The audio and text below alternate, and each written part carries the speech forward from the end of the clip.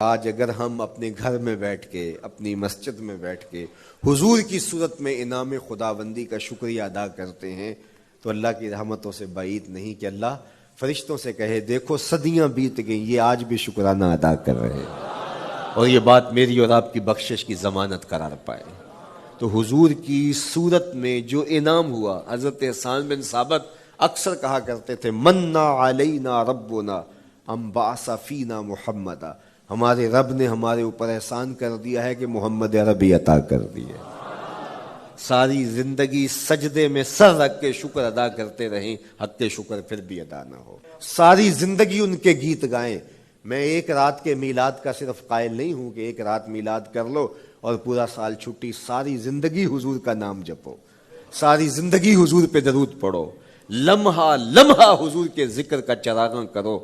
صرف اپنے گھروں اور اپنے بازاروں میں جھنڈیاں ہی نہ لگاؤ بلکہ دل کے ایک ایک فرد پہ نام محمد کی جھنڈی لگاؤ۔ صرف منڈیروں پہ چراغاں ہی نہ کرو بلکہ دل کی اندھیر گلیوں میں بھی حضور کے نام کا چراغاں کرو، حضور پہ درود پڑھو، حضور کا ذکر کرو، اپنے بچوں کو بٹھا کر کے حضور کے قصیدے سناؤ، حضور کی شانیں سناؤ، حضور کی سیرت بتاؤ انہیں، اپنے گھر کے ماحول کے اندر، اپنی مسجد میں، اپنی گلی میں، اپنے دوستوں میں حضور کا ذکر کرو۔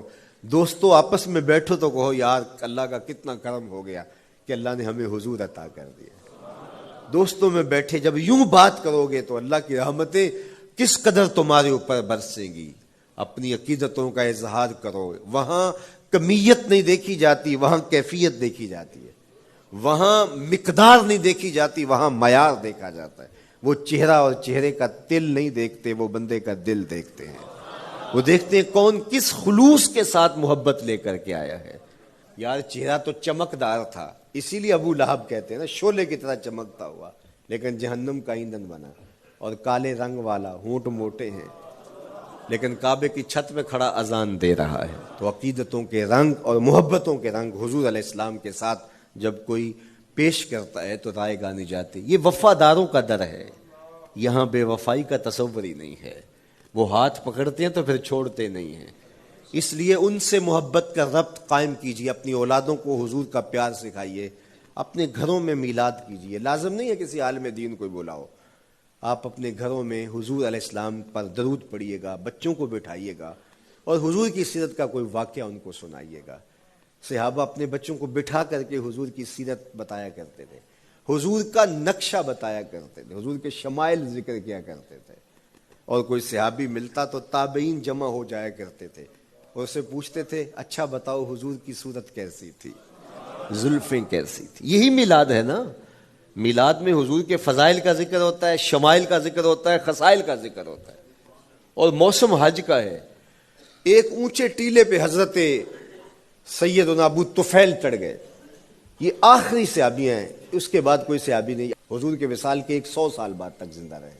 تو کہا لوگو آؤ، اس وقت روئے زمین پہ میرے علاوہ کوئی نہیں جس نے حضور کو دیکھا ہو، آؤ مجھ سے حضور کی باتیں سنو۔ لوگ جمع ہو گئے اور کہا صف لنا رسول اللہ، تم نے حضور کو دیکھا ہے تو بتاؤ حضور کیسے تھے۔ تو حضرت ابو طفیل نے 3 لفظوں میں حضور کا حلیہ بیان کیا، یاد کر لو۔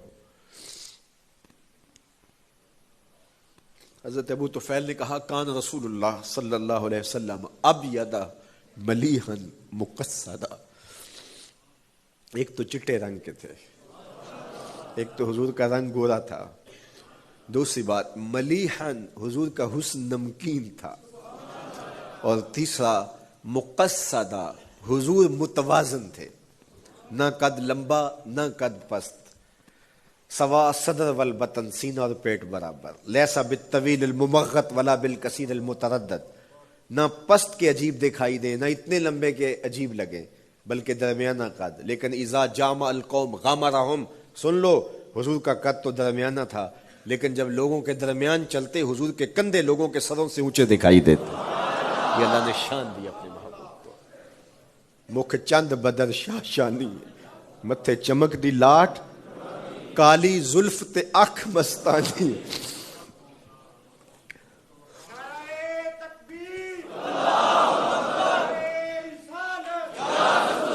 کالی زلف تے اکھ مستانی ہے، مخمور رکھی ہن مد بھریاں. حضور علیہ السلام کی جب آمد ہوئی، رحمت عالم صلی اللہ علیہ وسلم کو جب انہوں نے دیکھا نا تو اچانک ودا کے پہاڑوں کی اوٹ سے حضور دکھائی دیے.